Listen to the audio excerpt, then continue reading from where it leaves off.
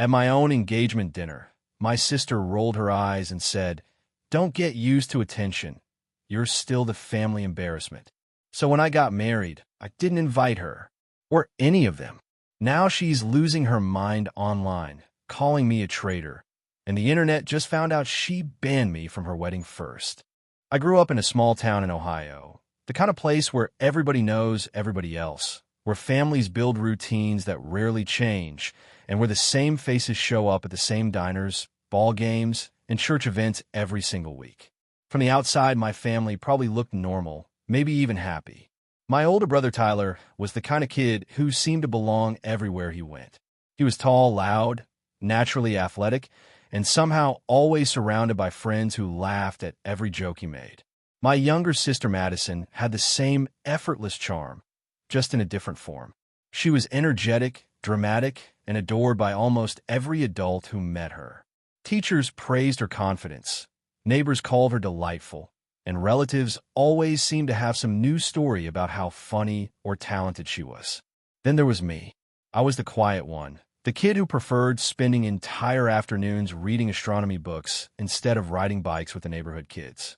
I loved documentaries about ancient civilizations and would sit for hours trying to understand how old empires rose and fell. When other kids were arguing about football teams or video games, I was thinking about star charts and memorizing chess openings from library books that were older than I was. None of that ever really fit into the world my family seemed to celebrate. At first, I thought the difference was normal. Every family had different personalities, right? Tyler got attention for his football games, and Madison got attention for her school plays. I figured maybe someday I would get the same kind of recognition for something I cared about. But as the years passed, I began to notice small patterns that didn't quite make sense. Family outings would happen without me knowing about them. I would come home from school and see pictures on the kitchen counter from some trip to a restaurant or a lake nearby. When I asked about it, my parents would say something like they thought I wouldn't enjoy it or that I were probably busy reading anyway. The explanation always sounded casual, almost like they were doing me a favor by not inviting me. Birthday dinners were another strange thing. Tyler's birthdays were events that seemed to involve half the town. Friends, teammates, cousins, loud laughter filling the house. Madison's birthdays were almost the same: decorated cakes, balloons, people constantly talking about how special she was. My birthdays were quieter. Sometimes my parents would remember to buy a cake. Sometimes they would just hand me a gift card and tell me we would celebrate later. Later rarely came. The older I got, the more obvious the distance became. Tyler and Madison had an easy way of talking to our parents, like they were all part of the same conversation. They shared jokes, complained about school together, argued about movies and music. When I entered the room, the energy usually shifted slightly, not dramatically, just enough that I could feel it. Conversations paused for a second too long. Someone would say something polite, then the topic would change. Family gatherings with relatives followed the same pattern. My aunts and uncles asked Tyler about his sports achievements. They asked Madison about her friends and school events. When they turned to me, it was usually a brief question about school grades, followed by a nod and a quick return to the louder, more entertaining stories happening around me. At first, I tried to adapt. I attempted to join some of Tyler's sports practices, even though I had absolutely no talent for them. I tried to act more outgoing at family dinners, forcing myself into conversations that felt unnatural and exhausting. Nothing really changed. If anything, the effort made things more awkward. Tyler would roll his eyes when I tried to join his friends. Madison would laugh and say I was being weird again. My parents rarely said anything harsh directly, but their silence felt heavier than words. The teasing started off light and almost playful. Tyler would call me professor or encyclopedia whenever he saw me reading. Madison would joke that I was probably planning to move to the moon one day. My parents laughed along with them, telling me not to take everything so seriously. They said it was just sibling humor, something every family had. But humor has a way of repeating itself until it stops feeling like humor at all. Over time, those small moments of exclusion stacked on top of each other in ways that were impossible to ignore. I would hear about family plans after they already happened. I would walk into rooms where everyone seemed surprised to see me there. I would sit at the dinner table while Tyler and Madison talked about shared memories that I had somehow never been part of. No one ever openly said that I didn't belong. There was never a dramatic argument or a clear rejection. Instead, it was quieter than that, almost invisible if you weren't the one experiencing it. 1,000 tiny signals that slowly formed one unmistakable message. I wasn't really part of the inner circle of my own family. By the time I reached my teenage years, the realization had settled into something colder and more permanent. I stopped expecting invitations. I stopped trying to join conversations that clearly didn't need me. Most evenings I stayed in my room with books, documentaries playing softly on my laptop, or a chessboard in front of me while I practiced strategies against online opponents. From the outside, it probably looked like I preferred being alone. In reality, it was simply the only place in the house where I didn't feel like an unexpected guest. When I was 24, Madison told me she needed to talk to me about something important regarding her wedding. She said it in a tone that sounded rehearsed, like she had already practiced the conversation several times before actually sitting down with me. We were in a small cafe not far from where I lived at the time, one of those quiet places with soft music and too many decorative plants by the windows. I remember noticing how relaxed she looked, how casually she stirred her drink while preparing to say something that she clearly already believed was completely reasonable. She smiled at me with an expression that was meant to look sympathetic, but it felt strangely artificial, like someone trying to imitate concern without actually feeling it. She started explaining how the wedding planning had become very complicated, how there were so many people involved, so many social expectations, so many moving parts that everything had to be arranged very carefully. At first, I thought she was simply venting about the stress of organizing such a big event. People complain about wedding planning all the time, so I listened quietly and waited for her to get to whatever point she was building toward. Then she finally said it.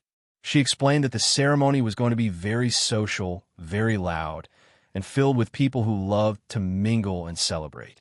She said there would be a huge guest list, dozens of friends, extended family members, co-workers, and people from her fiancé's side who all expected a lively atmosphere. As she talked, she kept using the same soft tone, the same careful phrasing that made everything sound almost considerate on the surface. She told me she was worried that I would feel uncomfortable there. The way she framed it made it sound like she was protecting me from something unpleasant. She said she knew I was more introverted than the rest of the family, that large crowds were probably not my favorite environment, and that she didn't want me to feel overwhelmed or awkward during what was supposed to be a joyful event. She said the wedding would be chaotic and noisy, and that she thought I would honestly have a better time just skipping it. She paused after saying that, still holding the same polite smile. It took a few seconds for the real meaning to settle in. I wasn't being warned about the event. I wasn't being asked if I wanted to come. I was being told, very gently and very deliberately, that I wasn't invited. She continued explaining her reasoning as if she were doing me a kindness. She said she would make sure to send me plenty of photos afterward so I could still see how everything looked. She said she would tell me all the stories about the ceremony and the reception. She spoke as if that was a generous compromise, like sharing pictures of the day was somehow equivalent to actually being present for it. I remember sitting there listening to her talk while a strange calm settled over me.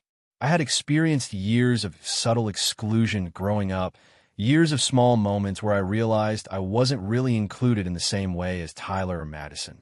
But this was different. This wasn't a forgotten dinner or a casual outing that happened without me. This was her wedding, one of the biggest events in her life, something that families normally treat as a moment where everyone gathers together. And she had already decided that I didn't belong there. What surprised me the most was my own reaction. I didn't argue with her. I didn't raise my voice or try to convince her to change her mind. I didn't even feel the kind of sharp emotional pain I might have expected. Instead, I felt something quieter, something heavy and distant that settled somewhere deep inside my chest. I simply nodded and told her I understood. She looked relieved when I said that. The tension in her shoulders relaxed immediately, like she had been worried I might make the conversation difficult. We finished our drinks, talked about a few meaningless topics for another 10 minutes, and then we left the cafe as if the conversation we had just had was perfectly normal. That evening I went back to my apartment. It was a small place, nothing impressive, but it was quiet and it was mine. I remember sitting on the couch for a long time without turning on the television or opening my laptop. The room felt unusually silent, the kind of silence that makes you more aware of your own thoughts than you really want to be. My phone eventually buzzed with a message from my mother. She had already heard about the conversation. Madison must have told our parents immediately, probably to explain that she had handled the situation. My mother wrote that Madison was under a lot of stress with the wedding planning and that the bride had every right to choose who attended her special day. She said I should try to be understanding and supportive instead of taking things personally. My father sent a shorter message a little later that basically said the same thing. Neither of them asked how I felt about it. Neither of them suggested that maybe the situation was strange or unfair. They simply defended Madison's decision as if it were completely obvious. I sat there reading those messages and realized something that I had probably known for years, but had never fully allowed myself to admit. Even the biggest milestones in our family apparently didn't include me. That night, I didn't cry or call anyone or try to distract myself. I just sat there in the quiet apartment thinking about all the small moments growing up that had slowly built toward this one. The missed dinners, the casual jokes, the constant feeling of being slightly outside the circle. For the first time in my life, something inside my loyalty to them cracked. Not loudly, not dramatically, but in a way that felt permanent. 2 years after Madison's wedding, I had settled into a quiet routine that revolved mostly around work, my small apartment, and a handful of hobbies that had always kept me grounded when everything else felt uncertain. By that point, I had already accepted, at least on the surface, that my family functioned without me in ways that other families probably didn't. I still spoke to my parents occasionally, usually through brief phone calls that felt more like polite check-ins than real conversations. Tyler and Madison rarely contacted me unless there was some small practical reason to do so, and even those moments were short and strangely distant. Despite all of that, there was still a stubborn part of me that held on to the idea that maybe things would eventually shift. Families went through phases. People matured. Maybe one day they would look back and realize how strange the distance had become. I never said that hope out loud to anyone, but it existed quietly in the background of my thoughts. The day I found out about Tyler's wedding started like any other ordinary afternoon. I had come home from work, dropped my bag near the door, and sat down at the small kitchen table with my laptop. It was a habit of mine to scroll through social media for a few minutes before making dinner, mostly as a way to unwind and distract my mind after a long day. I wasn't looking for anything specific. I was just absent-mindedly moving through posts from coworkers, old classmates, and distant acquaintances who shared pictures of vacations, pets, or everyday life updates that barely register in my memory after I scroll past them. Then a photograph appeared on my screen that made my hand freeze on the trackpad. At first, I didn't fully process what I was seeing. The image was bright and crowded, filled with warm lighting from what looked like a large banquet hall. People were gathered around a long, decorated table covered with flowers, glasses, and plates that suggested the celebration had already been going on for a while.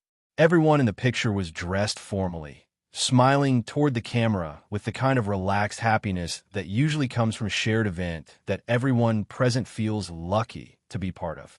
In the center of that photo was Tyler. He was wearing a dark suit and leaning slightly toward a woman in a white dress who I immediately understood must be his bride. Their shoulders were touching, their expressions glowing with that confident joy people have on their wedding day. Around them were my parents, Madison, and several relatives whose faces I recognized instantly. Everyone looked comfortable, close together, like they belonged exactly where they were. The caption under the photo was short. Nothing matters more than family. For a long time, I just stared at the screen without moving. My mind tried to process the image slowly, almost carefully, as if rushing the realization would somehow make it more painful than it already was. Tyler had gotten married. Not only had he gotten married, but the entire family had gathered to celebrate it. My parents were there. Madison was there. Cousins, relatives, people who clearly knew about the event long before it happened were all sitting around that table, smiling into the camera. And I had never even been told the wedding existed. There had been no phone call, No message.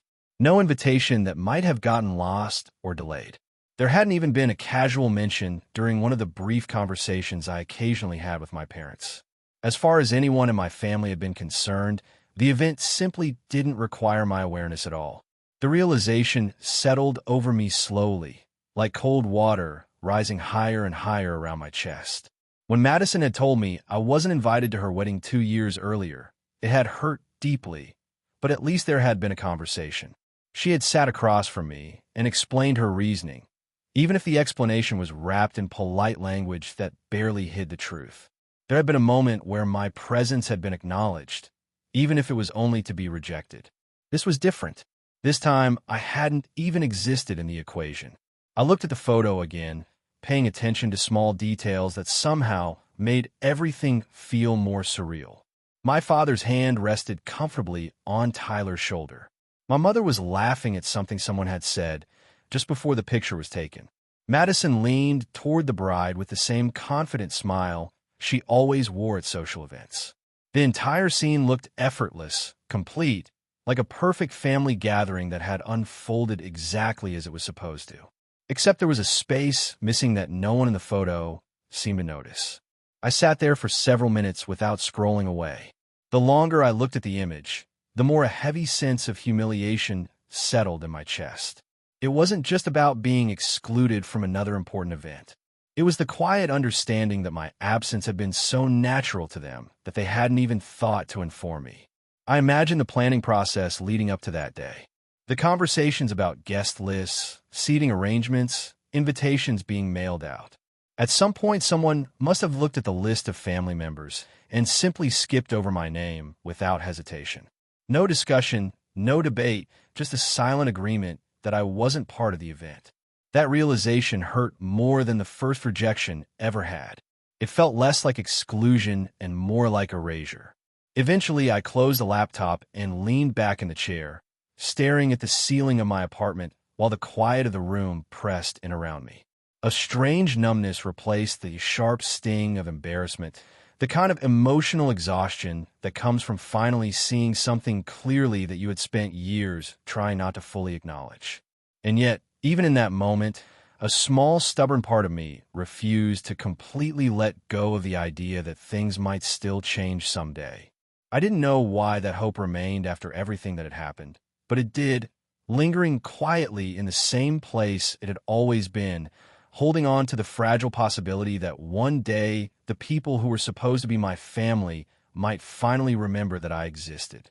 The moment that finally pushed everything past the point of repair happened not long after Tyler got married. I had seen the pictures online, processed the quiet humiliation of learning about the wedding through social media, and tried to convince myself that maybe it didn't have to define the future of my relationship with my family. That stubborn part of me, the same one that had survived years of small exclusions and silent dismissals, kept insisting that maybe if I made one more effort, things could still shift in some small way. A few months after the wedding, I heard through my parents during one of our brief phone calls that Tyler and his wife had bought a house. My mother mentioned casually that they were hosting a housewarming party for friends, relatives, and some of their neighbors. She described it like it was just another normal family event, something everyone was looking forward to. She didn't say anything about whether I was invited or not, and I noticed the absence immediately. Still, instead of letting the silence answer the question, I decided to show up anyway. Part of me justified the decision by telling myself that a housewarming party wasn't as formal as a wedding. It was just a gathering, a casual social event. Maybe the invitation had simply not been communicated clearly. Maybe this time, if I appeared in person, things could reset a little. On the afternoon of the party, I drove a little over an hour to reach their new place. The neighborhood was one of those freshly built suburban developments where every house looked slightly different, but somehow identical at the same time: clean sidewalks, trimmed lawns, and rows of young trees planted along the street. As I parked the car, I sat there for a moment staring at the house, trying to calm the strange mixture of tension and quiet hope sitting in my chest. Before leaving my apartment earlier that day, I had stopped by a store and bought a gift card worth $150 to a popular home improvement chain. I had spent a while choosing it, thinking that something practical might be appreciated. New homeowners always needed tools, decorations, or supplies for small projects. It felt like a safe choice, something that showed effort without being overly personal. I held the envelope with the gift card in my hand as I walked toward the backyard where the party seemed to be happening. I could hear voices and laughter before I even reached the gate. The sound of music drifted through the warm evening air, mixed with the smell of grilled food and the constant low hum of conversations blending together. When I stepped into the backyard, it was already crowded. Groups of people stood around patio tables, some holding drinks, others balancing paper plates filled with food. I recognized a few relatives immediately, along with several strangers who were probably neighbors or friends of Tyler's wife. Tyler himself was near the grill, talking animatedly with a group of people while holding a beer bottle in one hand. For a brief moment, I hesitated, standing near the edge of the yard while trying to decide where to go. Eventually, I walked over to Tyler and handed him the envelope with the gift card. He looked slightly surprised to see me, but accepted it with a quick thank you that felt automatic rather than warm. There was no hug, no real conversation, just a brief nod before he returned his attention to the people around him. After that, I tried to blend into the crowd. I moved between small groups of relatives and guests, joining conversations that were already in progress. Each time I stepped into one of those circles, the same subtle pattern repeated itself. People would acknowledge my presence with a quick greeting, but the energy of the conversation shifted almost immediately. Topics would change or slow down, and within a few minutes someone would find a reason to drift away toward another group. It wasn't loud or confrontational. It was quieter than that, the same kind of subtle distancing I had experienced for most of my life. Conversations faded when I joined them, laughter softened, and people eventually moved somewhere else, leaving me standing there with my drink. The longer the evening went on, the more invisible I seemed to become. Eventually, I ended up standing near one of the patio tables holding a plastic cup filled with soda. I watched the different groups of people moving around the yard, the easy conversations, the bursts of laughter, the way everyone seemed to connect naturally with someone else nearby. My parents were sitting with a group of relatives at a large table closer to the house. Madison was there too, already noticeably louder than everyone else, her voice carrying across the yard in bursts of exaggerated laughter. As the sun started to sink lower, the music got slightly louder and more drinks began to circulate among the guests. The mood of the party shifted from casual to more chaotic, the way gatherings often do once people start relaxing a little too much. At one point, I wandered closer to the large table where several family members were sitting. I wasn't trying to insert myself into their conversation aggressively, just standing nearby with my drink while listening quietly. That was when Madison noticed me. She was clearly drunk by that point, her voice louder than usual and her movements slightly exaggerated as she leaned across the table to talk to different people. When her eyes landed on me, her face lit up with the kind of mischievous expression that meant she was about to say something she thought was hilarious. She raised her glass slightly and laughed. Then she said, loud enough for almost everyone around the table to hear, "Wow, Ethan didn't ruin the party tonight. That's a first." The reaction was immediate. The entire table burst into laughter. Not polite chuckles or awkward smiles, but genuine laughter that rolled across the group as if she had delivered a particularly clever joke. My parents laughed too. Tyler's wife covered her mouth while smiling. A few relatives leaned back in their chairs, shaking their heads, as if the comment had perfectly captured something everyone already believed. No one told her to stop. No one said the joke was unnecessary. No one defended me. I stood there holding the plastic cup in my hand while the laughter slowly faded and the conversation moved on as if nothing unusual had happened. My fingers had tightened around the cup without me realizing it. The thin plastic began to bend and crease under the pressure of my grip. A small cracking sound snapped me back to the moment. The cup had split along the side, soda leaking slowly through the crack and dripping onto the patio stones below. I looked down at the liquid spreading across the ground and felt a strange calm settle over me. Something inside me had finally reached its limit. There was no sudden burst of anger, no dramatic confrontation, no speech about how they had treated me. Instead, there was just a quiet, final clarity. I understood in that moment that everything I'd been hoping for, every small attempt to maintain some kind of connection with them, had been built on an illusion that only existed in my own mind. They didn't want me there. They never had. And standing in that backyard, with a broken cup still in my hand and the echoes of their laughter fading behind me, I silently made a decision that felt more certain than anything I had decided in years. I was done chasing people who clearly didn't want me around.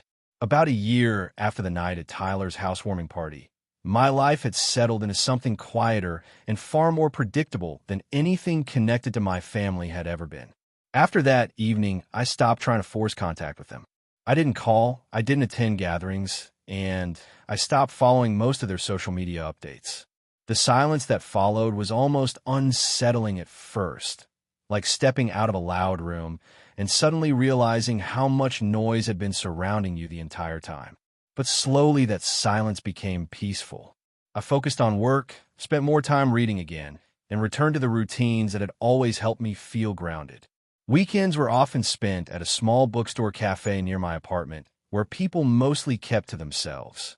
I would sit by the window with a coffee and a stack of books, sometimes reading about astronomy, sometimes diving into long history biographies, and sometimes just playing chess on my laptop against strangers online. It was in that cafe that I met Olivia. She had been sitting at the table next to mine for several afternoons in a row before we ever spoke to each other. At first, I only noticed small details about her the way you do with familiar strangers who share the same quiet spaces. She usually brought a tablet and a sketchbook, switching between them while sipping coffee and occasionally adjusting the headphones around her neck. Sometimes she would pause whatever she was working on and stare out the window like she was organizing her thoughts before continuing. One afternoon, my laptop battery died while I was in the middle of a chess match, and the outlet I usually used was already occupied by someone else. I muttered something to myself while packing up, probably louder than I realized, because she glanced over and laughed softly. She asked if I'd lost the game or just lost electricity.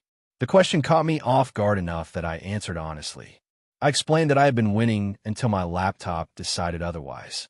Instead of giving the polite smile people usually offer during short interactions with strangers, she asked what kind of openings I usually played. That simple question turned into a conversation that lasted nearly an hour. Her name was Olivia Parker, and she worked as a graphic designer for a small creative agency not far from the cafe. She spent a lot of her free time sketching ideas for personal projects, experimenting with different styles and visual concepts. The more we talked, the more natural the conversation became. She didn't rush to fill every pause with noise, and she didn't interrupt when I spoke. When I mentioned random bits of historical trivia or obscure facts about space exploration, she didn't react with the amused tolerance I was used to from most people. She listened. That simple difference felt almost unfamiliar at first. Over the following weeks, we started meeting there intentionally instead of accidentally. Sometimes we worked quietly at the same table. Sometimes we talked about books or documentaries we had both seen. She told me she liked calm environments and thoughtful conversations, something that had always made her feel slightly out of place at louder social gatherings. Instead of treating my quiet personality like a flaw that needed correcting, she seemed to appreciate it. She laughed at my dry comments, asked follow-up questions when I mentioned something interesting, and shared her own thoughts without ever making the conversation feel like a competition for attention. For the first time in my life, I felt what it was like to be genuinely heard. Our relationship developed naturally from those quiet afternoons. We started going to museums together, attending small trivia nights at a local bar that focused more on knowledge than drinking, and taking long evening walks where conversations drifted between serious topics and completely ridiculous ones. The more time we spent together, the more comfortable everything became. There was no constant tension about whether I was saying the right thing or fitting into the right social mold. Olivia seemed to like the exact version of me that had always made my family uncomfortable. Eventually, that calm sense of connection turned into something deeper. By the time a year had passed, the idea of building a future together didn't feel dramatic or overwhelming. It simply felt obvious. When I proposed to her, We were sitting on a quiet hill overlooking a lake just outside the city. I had planned a small speech in my head, but ended up saying something much simpler because the words that mattered most were the easiest ones to say. She didn't hesitate. The moment I finished speaking, she smiled in that warm, steady way she always did and said yes almost instantly. Planning the wedding together was very different from anything I had ever witnessed in my own family. Instead of worrying about appearances or impressing distant relatives, we focused on creating something that felt honest and comfortable for both of us. The venue was small, the atmosphere relaxed, and every detail was built around the idea that the day should be shared with people who genuinely cared about us. One evening while we were sitting at the kitchen table going through the guest list, Olivia looked up from her notebook with a thoughtful expression. She had already written down the names of close friends, coworkers we both liked, and several people who had become important parts of our lives over the past few years. Then she gently asked whether I wanted to invite my parents or my siblings. The question wasn't asked with pressure or expectation. Her voice carried the same calm consideration she used whenever she wanted to understand something important about me. She simply wanted to know what I felt was right. For a moment, I sat there quietly thinking about the years behind me. I thought about childhood dinners where I felt like an outsider, about Madison's wedding conversation in that cafe, about discovering Tyler's wedding through a photograph on the internet, and about the sound of laughter at the housewarming party while a plastic cup cracked in my hand. Those memories didn't arrive with the sharp pain they once carried. Instead, they felt distant, like scenes from a chapter of my life that had already been completed. After a moment, I looked back at Olivia and calmly told her no. There was no anger in my voice, no bitterness, just a quiet certainty. I explained that our wedding should be filled with people who actually wanted to be there, people who saw us as something meaningful rather than something inconvenient. She nodded slowly, understanding immediately. From that point on, the guest list became something simple and honest. It was filled with friends who had supported us, coworkers who had become close companions, and people who had shown through their actions that they cared about our lives. For the first time, the idea of a family gathering didn't feel like a place where I would be tolerated. It felt like a place where I truly belonged. News about our wedding traveled farther and faster than I expected. Olivia and I had intentionally kept the planning quiet and focused on the small circle of people who were actually going to be part of the day. But the reality of social connections is that information eventually leaks outward through mutual acquaintances, distant relatives, and the endless web of people who talk to each other without thinking much about where the information might go next. I knew it was only a matter of time before my family heard about it. The message arrived on an ordinary afternoon while I was sitting at my desk finishing some work. My phone buzzed with a text from my mother, the first direct message I had received from her in several months. When I saw her name appear on the screen, I felt a brief tightening in my chest, the same automatic reaction that had followed interactions with my family for most of my life. The message itself was short and unusually direct. She asked where their invitations were. There was no greeting, no curiosity about how I had been doing, no acknowledgement that we hadn't spoken in a long time. The question was written with the quiet assumption that the invitation already existed somewhere and had simply not reached them yet. I stared at the screen for a while before answering.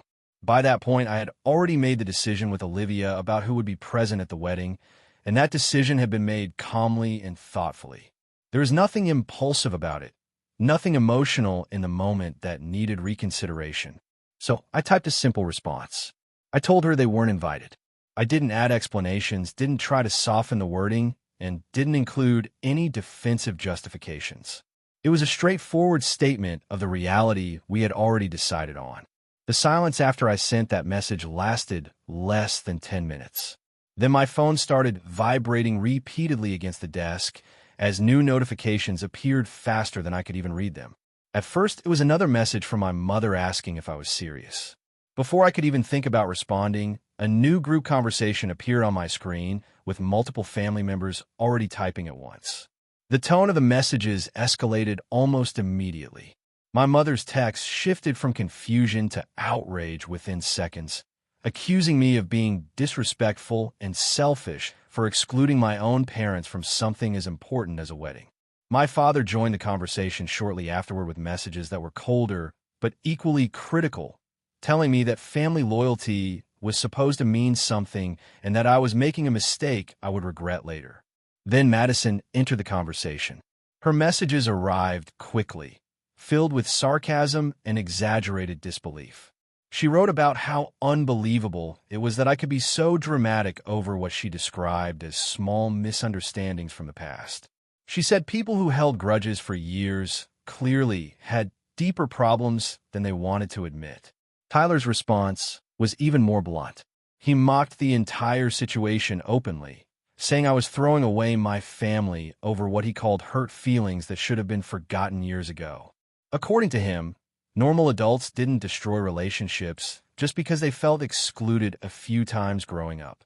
The group messages continued for hours. Some were long paragraphs attempting to guilt me into changing my mind, reminding me of childhood memories that were presented as proof that our family had always been close. Others were shorter and sharper, implying that Olivia must have influenced my decision or that I was trying to create unnecessary drama. At some point, I stopped reading them carefully.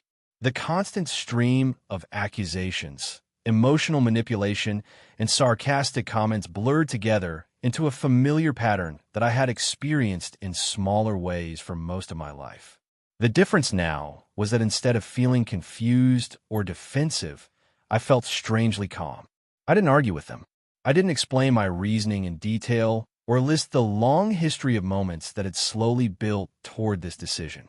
I didn't bring up Madison's wedding conversation, the photograph of Tyler's wedding that I had discovered online, or the laughter at the housewarming party while a cracked plastic cup leaked soda across the patio. Those memories didn't need to be debated. They had already shaped the reality I was living in. Meanwhile, the chaos continued to expand beyond private messages. A day later, I noticed that Madison had begun posting vague but obvious complaints on social media. Her posts never mentioned my name directly, but the meaning was impossible to miss. She wrote long, dramatic comments about people who forget where they came from once their lives start improving. She talked about loyalty, gratitude, and how disappointing it was when someone turned their back on the people who had raised them. Several relatives responded with supportive comments beneath those posts, agreeing with her version of events even though none of them had spoken to me directly. Tyler added his own remarks in a few places, joking publicly about family members who suddenly believed they were too good for the people who had supported them their entire lives.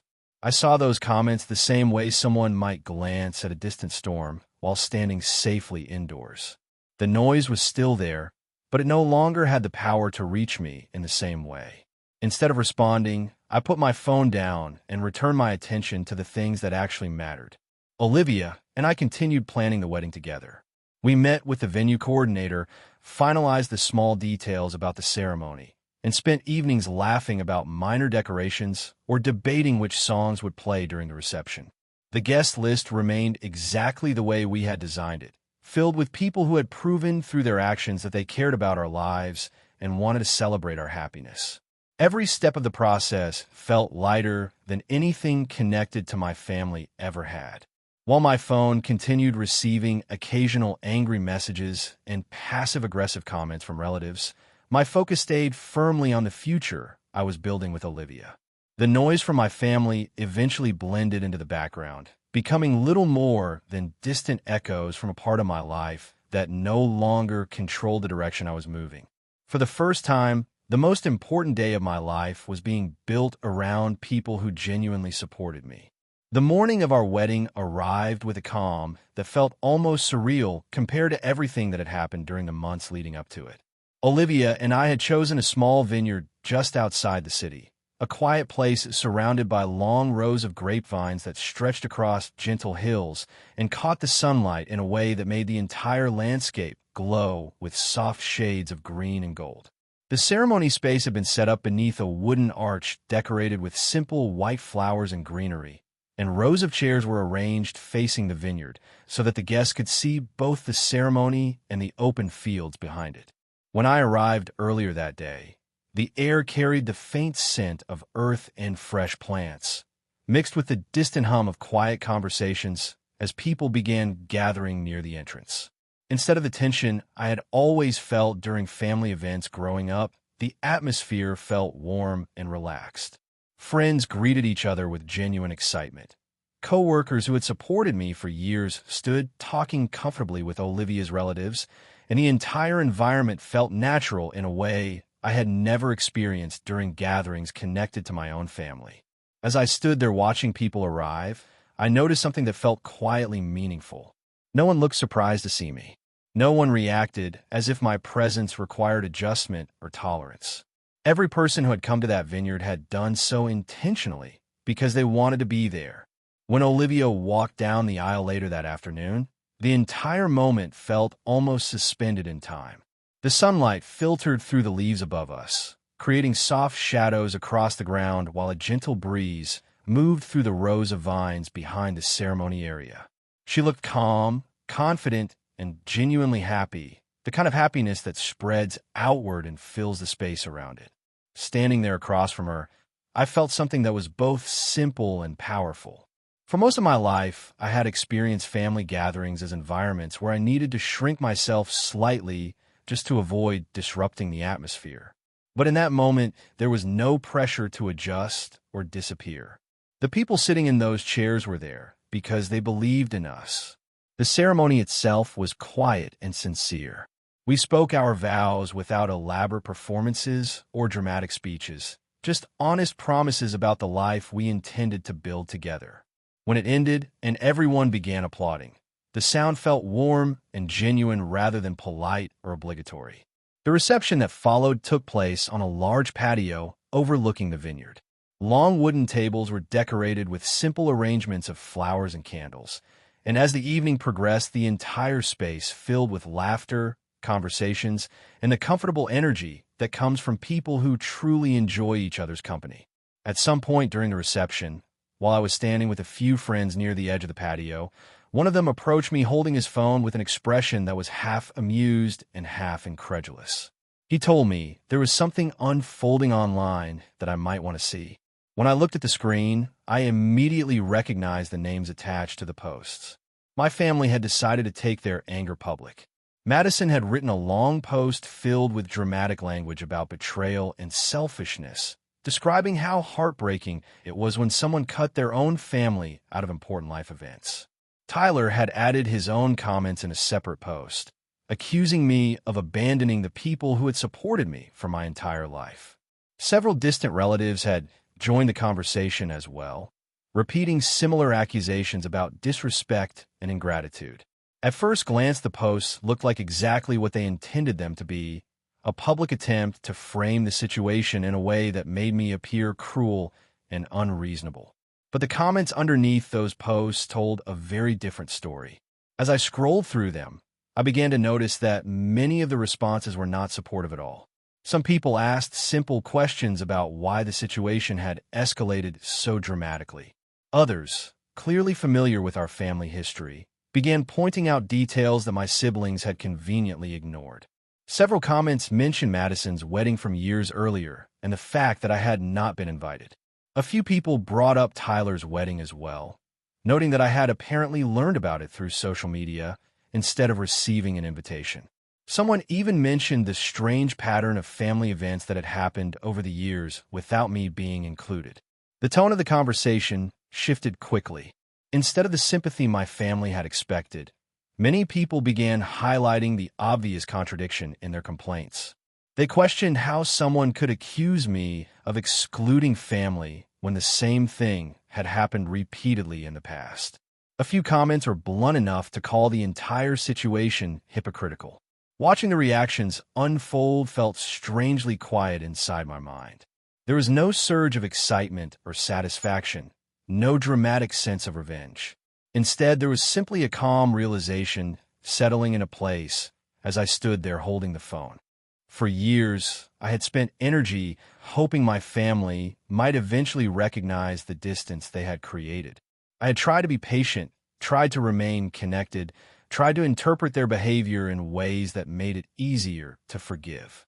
But standing there at my own wedding, surrounded by people who genuinely supported me, I understood something that felt far more important than any argument happening online.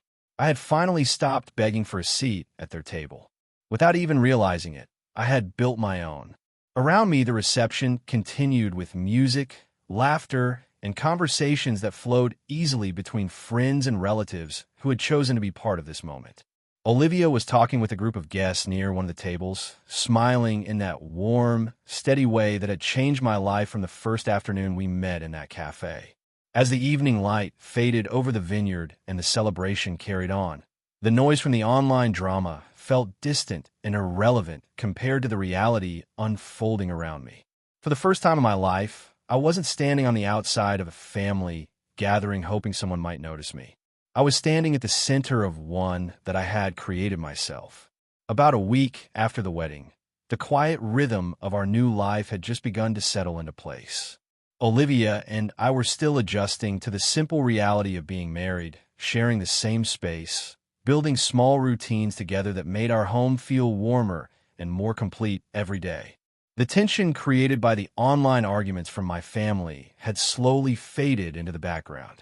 Their posts had lost momentum once people began pointing out the obvious contradictions in their complaints, and for several days I had not heard anything directly from them. That silence ended one afternoon when someone began pounding on our front door. The sound was so sudden and aggressive that it echoed through the house, cutting through the quiet like a physical impact. Olivia looked up from the kitchen where she had been preparing lunch, her expression shifting immediately from curiosity to concern as the knocking continued without pause. When I walked toward the door and glanced through the small window beside it, my stomach tightened the moment I recognized the figures standing on the porch. My parents were there. Tyler stood beside them with his arms crossed, and Madison was pacing back and forth across the porch while talking loudly to someone. Even through the glass, I could see the agitation in her movements. The knocking continued, louder now, followed by my father's voice demanding that I open the door so we could talk. His tone carried the same authority he had used throughout my childhood, the kind that assumed obedience without needing to explain itself. I didn't open the door. Instead, I stood there quietly for a moment, listening as their voices grew more impatient outside. My mother began speaking next, her voice strained with anger and disbelief as she insisted that we needed to resolve the situation immediately. She said the entire family was being humiliated by the way things had unfolded online and that I needed to fix the damage I had caused. Madison's voice soon joined the argument, louder than the others, accusing Olivia of manipulating me and turning me against my own family. She said it was obvious that I would never have made such decisions on my own and that someone must have filled my head with ridiculous ideas about cutting people off. Tyler spoke less often, but when he did, his words were blunt and dismissive. He said I was acting childish and dramatic, that adults didn't destroy their families over what he continued to call old hurt feelings. I listened to all of it from the other side of the door, while Olivia stood quietly nearby, watching me with a calm expression that carried more support than any words could have offered in that moment. My father eventually demanded that I open the door immediately so we could have a proper conversation. When I didn't respond, the knocking turned into pounding again, sharp impacts that rattled the wood and echoed down the hallway. Their voices grew louder with every minute that passed. They insisted that family ties gave them the right to be part of my life, whether I liked it or not.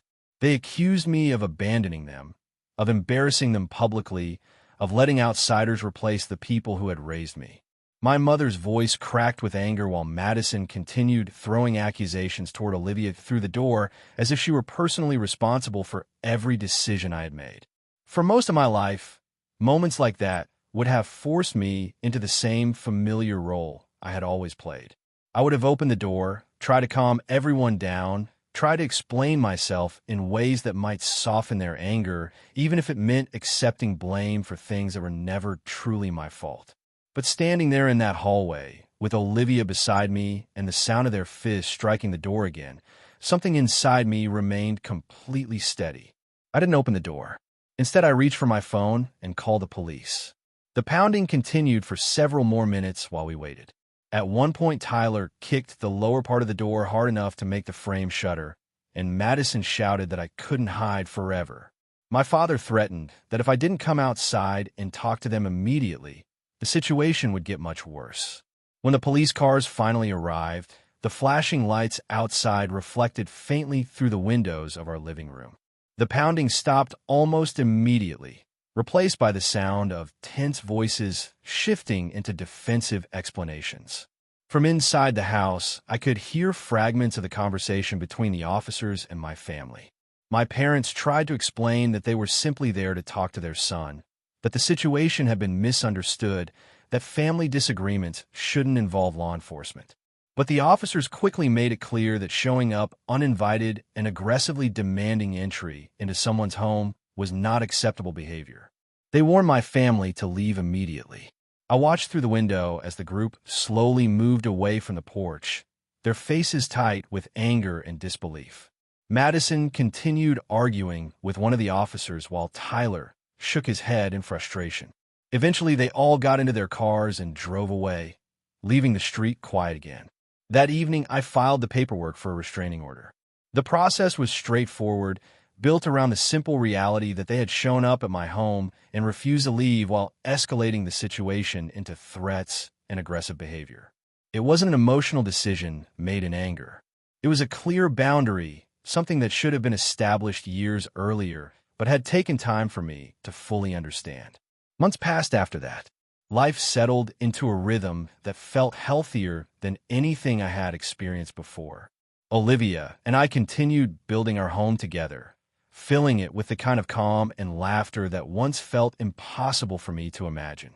One warm afternoon, several months later, we hosted a barbecue in our backyard. Friends arrived carrying drinks and homemade dishes.